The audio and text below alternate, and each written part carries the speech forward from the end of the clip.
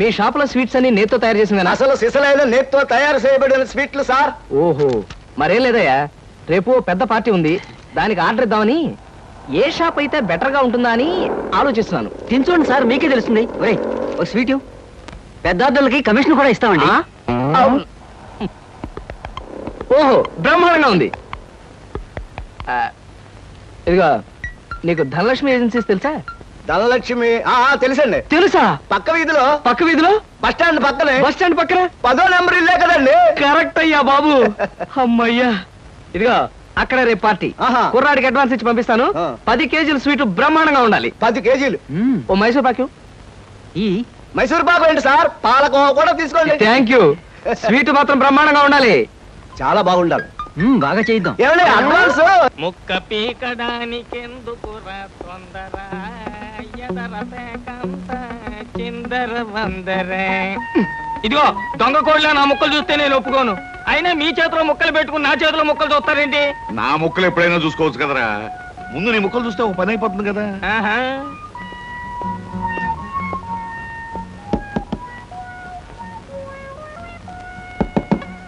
జోకర్లు బెదురుతాయి. ఇదిగో బాబు, Dhanalakshmi agencies proprietor గారు ఉండేది ఎక్కడ? వేసుకో ముక్క, చూపిస్తాను. షో తర్వాత చూపించవచ్చు కానీ ప్రొపరేటర్ గారు ఎక్కడున్నారు చెప్పవయ్యా. ఇదిగో ముక్క, ఖర్చేయండి. ఏం ఖర్చు చేయడం ఏమిటో. మీలాంటి చెత్త మనుషులు పెట్టుకున్న ప్రొపరేటర్ ఎవరో గానీ త్వరలో ఆఫీస్ మూసేసి అర్జెంట్ గా పేకాట క్లబ్ పెట్టుకుంటాడు బాబు. పోనీ నువ్వు. Yes, Dhanalakshmi agencies proprietor Koteswararao speaking. అవునవునవును, మీకు సరుకు పంపించాలి, కాకపోతే సేల్స్ మెన్ ప్రాబ్లం వల్ల వెంటనే పంపించలేకపోయాను. అలాగే త్వరలోనే పంపిస్తాను. ఓకే సార్, ప్రొపరేటర్ గారు మీరా? ఈ అవతారం చూసి బండబంటో తరుకున్నాను, నన్ను క్షమించండి సార్. మన్నించండి, ఆట అయిపోయింది. వీరెవరు సార్? మీ అసిస్టెంట్ మేనేజరా?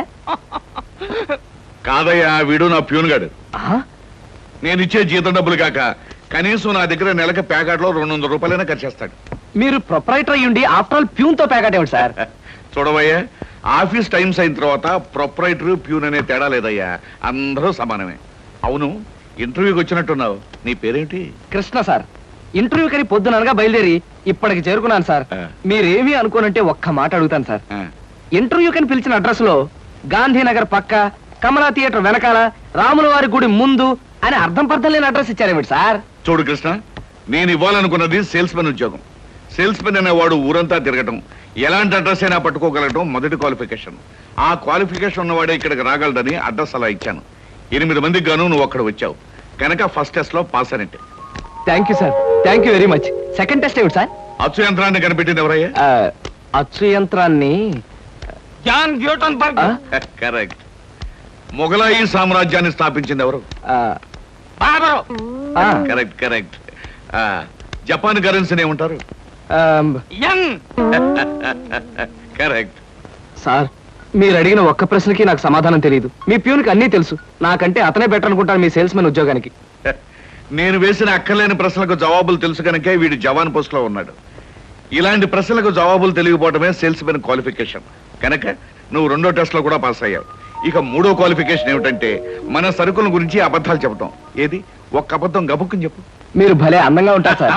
అసలేవయ్యా, నా గురించి కాదు, నేను అడిగేది అబద్ధాన్ని గురించి. నేను ఇంతకు ముందు చెప్పింది అబద్ధమే sir. Correct. You are appointed as the salesmen. రేపే వచ్చి డ్యూటీలో జాయిన్ గా. Thank you sir.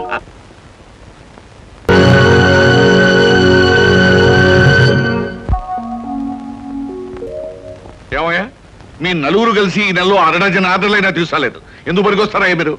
సోపులకు కానీ, పౌడర్లకు కానీ, పెర్ఫ్యూమ్స్ కానీ మీరు ఒక్క ఆర్డర్ కూడా తీసుకోలేదంటే నేను మీకు జీతం ఎందుకు ఇవ్వాలి? మీరు ఎందుకు తీసుకోవాలి? అదిగా సార్, ఎన్నో విధాలుగా ప్రయత్నం చేశాం కానీ కారణాలు సంజాషులు కాదు నాకు కావాల్సింది, పని జరగడం కావాలి. Good morning sir. Good morning. కొత్తగా ప్రకాష్ నగర్ లో 4 ఆర్డర్లు, శ్రీరామ్ నగర్ నుంచి 15 ఆర్డర్లు తీసుకొచ్చాను. వాళ్ళ మన సరుకు వెంటనే కావాలని చిందులు దొక్కుతున్నారు. మనం గనక ఆలస్యం చేస్తే మన ఆఫీస్ మీద పడి అల్లరి చేసే అవకాశం ఉంది. గుడ్. సేల్స్ మెన్ అంటే అలా ఉండాలి. జాబ్ ఎలా చేయాలో మీకు తెలియకపోతే కృష్ణ దగ్గర శిష్యారకమైనా చేయండి అయ్యా. వెళ్ళండి సార్. ఇంతవరకు మన వాళ్ళు ఎవరు నెహ్రూ నగర్ ఏరియా టచ్ చేసినట్లేదు. ఇవాళ అటువైపు దండయాత్ర చేద్దామని చూస్తున్నారు. Very good. అది సరే కృష్ణ, మన వాళ్ళు ఎవరు కాళ్ళు గడ్డాలు పుచ్చుకుపతి వల్ల ఒక్క ఆర్డర్ కూడా తేలేకపోతున్నారు. మరి నువ్వేమో నెలకు 30-40 ఆర్డర్లు తీసుకొస్తున్నావు. ఏమిటయ్యా నీ టెక్నిక్? నా టెక్నిక్ మాటల్లో చెప్పేది కాదు సార్. పోనీ సౌజ్ఞలో చెప్తావా? అది కాదు సార్, నేను కస్టమర్స్ తో డీల్ చేస్తున్నప్పుడు మీరు కళ్ళారా చూస్తే మీకే తెలుస్తుంది. అయితే నేను కూడా ఇవాళ నీతో పాటు వస్తానయ్యా. మీరు కూడా నాతో పాటు రావచ్చు. కాకపోతే మీరు ఇలా సూటు బూటు వేసుకుని ప్రొపరేటర్లా నా వెంట వచ్చారనుకోండి, వీడు సన్నా సేల్స్ మెన్ రా, వీడి వల్ల కాక ప్రొపరేటర్ వెంటేసుకు తిరుగుతున్నాడని మన ప్రోడక్ట్ ను అనుమానించే అవకాశం ఉంది. అమ్మో, మరైతే ఎలాగయ్యా రావటం? మీరేమీ అనుకోకపోతే నా వెంట మీరు రావడానికి ఓ మహత్తరమైన ఐడియా చెప్తాను. ఏమిటయ్యా అది? Come in. Good morning sir. Good morning. Potharaju,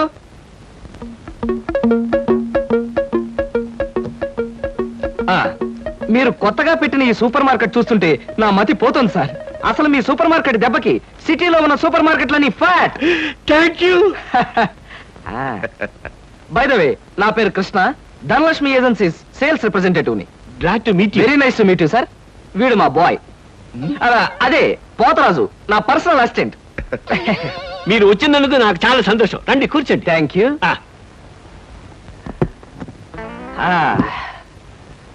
Potharaju, boys కూర్చోకూడదు కదా.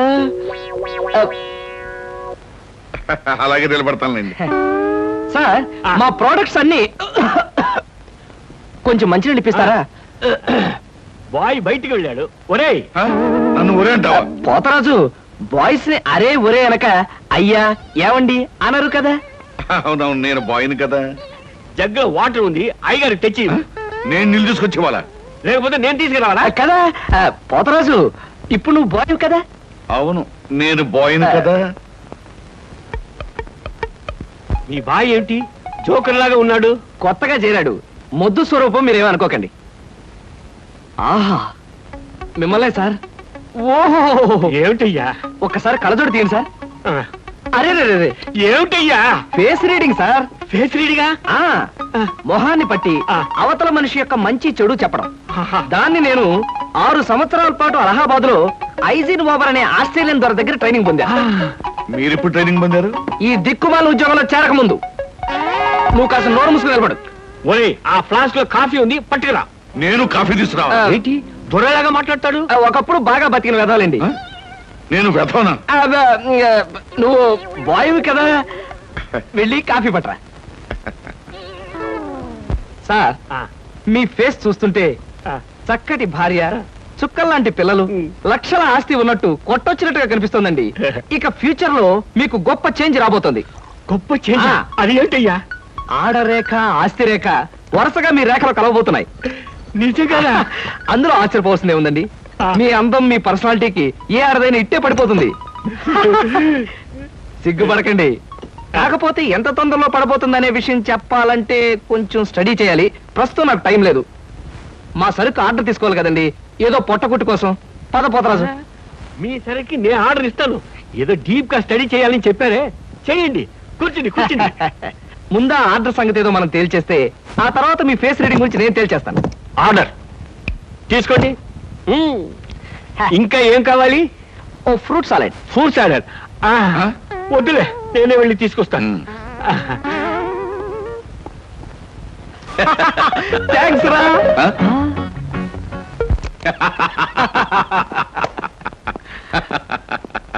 నిజంగా నీకు గొప్ప టాలెంట్ ఉందయ్యా. 6 నెలల్లో ఆడది ఆస్తి కలిసి వస్తుందని 60,000 రూపాయల సరుకు వాడికి అంటకట్టావు. అవును, అసలు నీకు ఫేస్ రీడింగ్ ఏమన్నా తెలుసా? ఫేస్ రీడింగ్ లేదు, మీటర్ రీడింగ్ లేదు సార్. ఆ మాట ఎక్కడో చదివినట్టుగా గుర్తు. ఏ మనిషికైనా ఆస్తి, అమ్మాయి అప్పనంగా కలిసి వస్తుందంటే సంబరంగానే ఉంటుందిగా. ఆ వీక్నెస్ పాయింట్ పట్టుకుని వాడిని చిత్త కొట్టేశా. నాతో ప్యూర్ వేషం వేయించితే వేయించావు కానీ మహత్తరమైన నీ టాలెంట్ కనిపెట్టే అవకాశం కలగజేసావయ్యా. సరే కూర్చో. పర్వాలేదు సార్. పర్లేదు, కూర్చోవయ్యా. ఇంతకాలం నువ్వు నా దగ్గర పనిచేస్తున్నా మీ కుటుంబ వ్యవహారాలు ఏమి తెలుసుకోలేదు. అసలు మీ వాళ్ళు ఎవరైనా ఉన్నారా? ఏమిటి మీ కుటుంబ పరిస్థితి?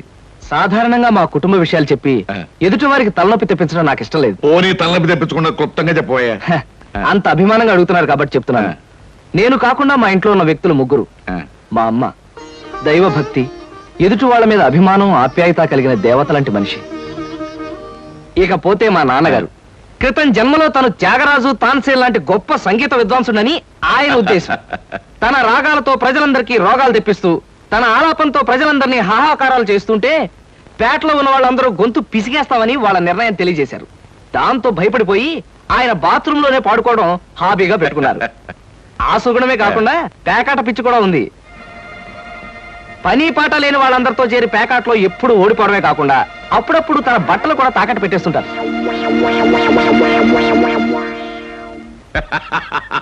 ఇక మిగిలింది మా తమ్ముడు సినిమా యాక్టర్ చిరంజీవి. ఏమిటి సినిమా యాక్టర్ చిరంజీవి మీ తమ్ముడా? అబ్బే కాదు సార్, మా తమ్ముడు బాబ్జీ చిరంజీవి అభిమాని. అలా చెప్పు, లేకపోతే చిరంజీవి మీ తమ్ముడు ఏమిటి, నీకు ఉద్యోగం ఏంటి అనుకుంటున్నాను. అబ్బే కాదు సార్, ఇక యథాశక్తి వాడు చదువు సంధ్యలు మానేసి సినిమా థియేటర్ల దగ్గర కటౌట్లకు దండలు వేయడం, చిరంజీవి సినిమా రిలీజ్ అయితే పిచ్చిగా రెచ్చిపోయి థియేటర్ దగ్గర గోల చేయడం ప్రస్తుతం వాడి జీవిత జయంగా పెట్టుకున్నాడండి.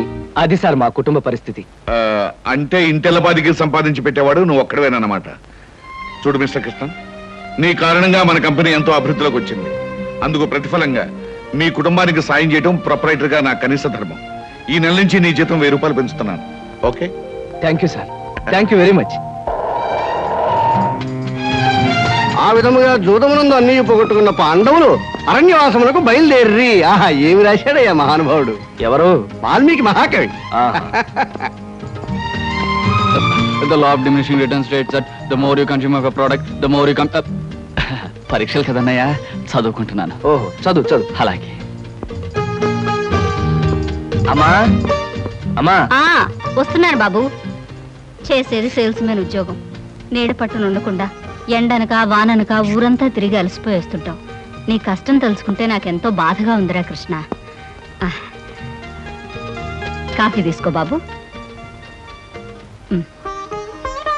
అమ్మా, నా కష్టంతో ఇంట్లో అందరి ఆకలి తీరి కుటుంబం అంతా ఆనందంగా ఉందని తలుచుకున్నప్పుడల్లా నాకు సంతోషంగాను సంతృప్తిగాను ఉంటుందమ్మా. అన్నట్టు ఇవాళ జీతం అందింది. ఇంటి ఖర్చులు ఏమిటో, ఎవరెవరికి ఎంతెంత ఇవ్వాలో లిస్టు రాసిస్తే. కృష్ణ, ఈ వయసులోనే సంపాదించే బాధ్యతను ఎత్తనేసుకున్నావు. కుటుంబాన్ని నడిపే బాధ్యత కూడా నీకెందుకురా? డబ్బు నాకు ఇస్తే ఖర్చులు మిగిలిన విషయాలన్నీ నేను చూసుకుంటాను. నీకివ్వడానికి నాకేమీ అభ్యంతరం లేదమ్మా. కాకపోతే ఈ కాస్త జీతంలోనూ అందరినీ మేనేజ్ చేయడం నీకు కష్టమేమోనని. ఒరే, నేను అమ్మని, నాకు ఆ మాత్రం తెలీదు.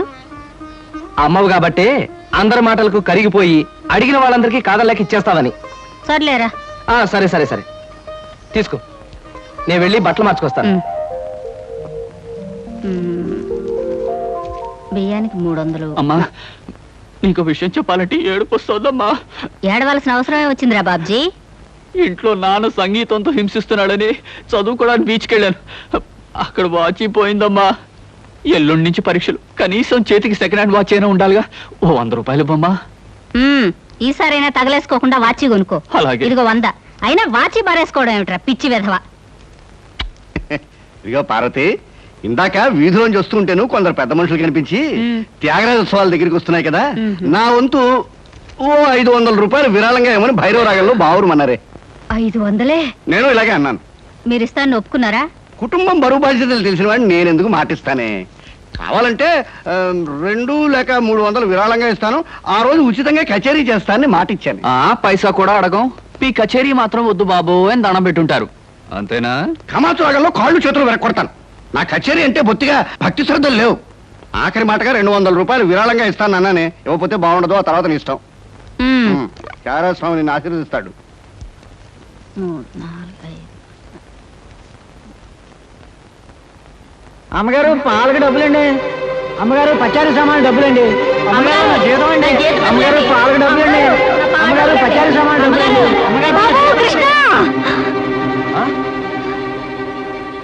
నా వల్ల కాదురా. అమ్మా, డబ్బు సంపాదించడం ఎంత కష్టమో ఖర్చు పెట్టడం కూడా అంతే కష్టం అమ్మా. ఖర్చు పెట్టే విషయంలో మనసుని మమతని కాస్త కట్టేసుకోవాలి. రే బాబ్జీ, బాబ్జీ, ఏంటనయ్యా? నీకు 100 రూపాయలు ఎందురా? వాచ్ బీచ్. వాచి బీచ్ కొట్టానంటే దవడ వాచి బీచ్ లో గోచితో పరిగెడతావు రాస్కెల్. ఇదేంట్రా? అరే, ఇది ఎక్కడ దొరికిందన్నయ్యా? చమల్లాల్ కొట్లో నువ్వు తాకట్టు పెట్టిన చోట దొరికిందిరా.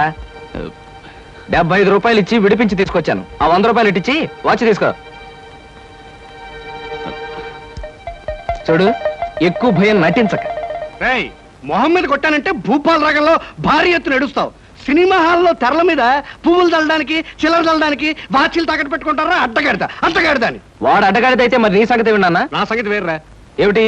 త్యాగరాజోత్సవాలు జరిగి నెల కూడా కాలేదు, మళ్ళీ త్యాగరాజోత్సవాలు ఎక్కడి నుంచి వచ్చానన్నా? అవి త్యాగరాజోత్సవాలు కాదురా, సంగీతం నీకు తెలీదు. అవి రాగరాజోత్సవాలు. మాయ రాగరాజోత్సవాలు. సరే. పేకాట ఆడడానికి ఇంట్లో అబద్ధం చెప్పి డబ్బు తీసుకోవడానికి సిగ్గుపడాలన్నా. అరే నువ్వు చెప్పుడు మాటలను చెడిపోతున్నావురా. నేను ప్యాకెట్ ఆడుతున్నాను ఎవరు చెప్పారా నీకు? ఎవరు చెప్పారా? ఎవరు చెప్పారు? చెప్తా. చెప్పు. హ, పిచ్చివాడు. ఆ మూట ఏమిట్రా? ఈ మహానుభావుడు పేకాట్లో